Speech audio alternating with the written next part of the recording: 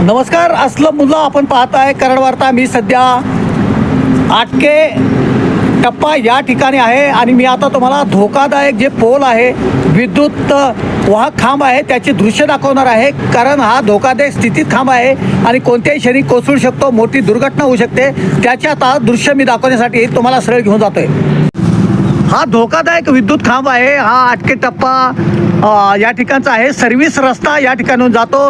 रहदारी मोठ्या प्रमाणात असते. आपण पाहत आहे की कोणत्याही क्षणी हा कोसळू शकतो आणि मोठी दुर्घटना होऊ शकते. हा धोकादायक विद्युत खांबाची दृश्य आपण आटके टप्पा इथून पाहत आहे.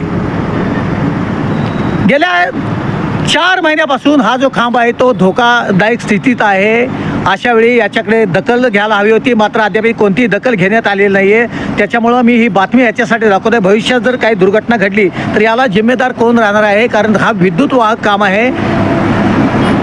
हा कोसळल्यानंतर इथून रहदारी करणाऱ्या नागरिकांना आपला जीव गमवावा लागू शकतो. त्याच्यामुळं ही दुर्घटना घडण्याच्या आधी हा धोकादायक जो खांब आहे तो हलवण्याची सध्या मागणी होऊ लागली आहे. त्याची दृश्य आपण आटके टप्पा इथून पाहत आहे.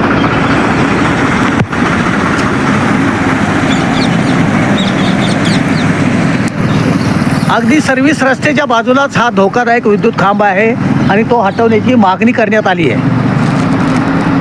आपण दृश्य सध्या पाहता या धोकादायक विद्युत खांबाची. कोणत्याही क्षणी हा जो विद्युत खांब आहे तो कोसळू शकतो.